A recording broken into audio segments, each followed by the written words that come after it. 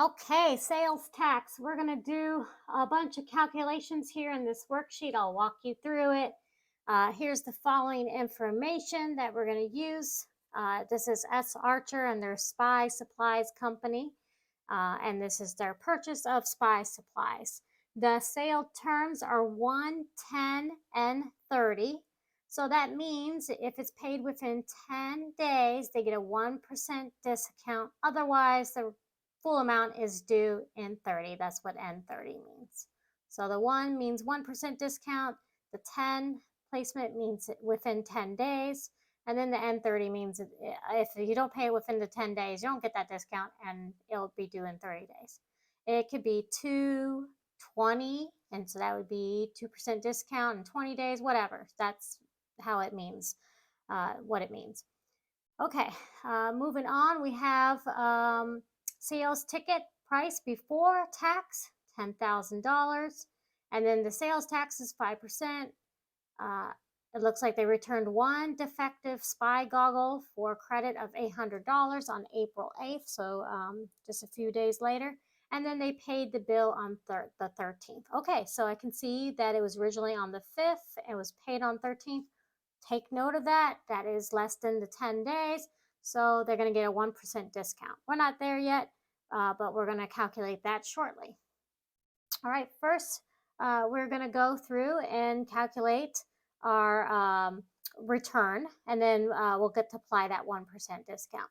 So we originally had a sales ticket for 10,000. So we see that right there. So let's plug that in. All right, then we had a return. There was a defective spy goggle return for 800. So I'm going to do minus 800. You can do whatever way you want. I'm going to do it that way. And then we want to know what it now the real price is after that. So we can just do the sum real quick. Let me just do all the sum. There you go. All right, now we get to calculate our discount. I'm going to put it in as a actual percentage. So there we go. So we have a 1% discount. That's that 110. And we know that it was April 5th to the 13th. Okay, less than the 10 days. So they get that 1% discount. And so we've got to do some multiplication to calculate the discount.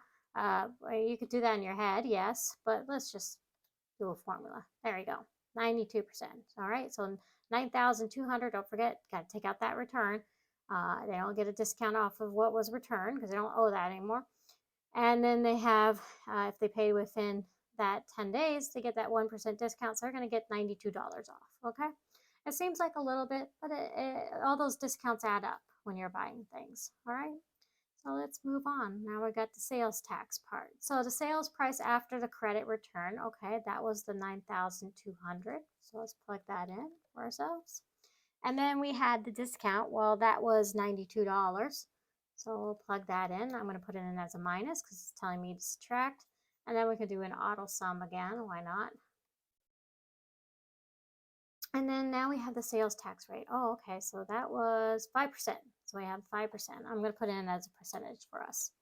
All right. So now we got to figure out the sales tax amount. Okay. So we can do equals this times, that's the time sign, 5%. And so we're looking at $455 for sales tax. Yikes. Okay. So keep moving on. We got to figure out the total amount now. Okay. Well, the sales price after credit and discount, that is this amount, the $9,108, because that's after that discount, the $92, right? Okay. Well, let's put that in. And then the sales tax was $455, so we can put that in. I put plus sign. I think it's because the 10 key is there for me, and that's just a quick key, but you can do equals. And then we have a sum. All right, we are done. That wasn't too bad. That's probably one of the shorter videos I have. This is chapter 9 with sales tax calculation.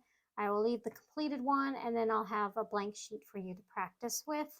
And the next video for our chapter 9 is going to be a longer video. I'll probably break it up in a few pieces, so stay tuned.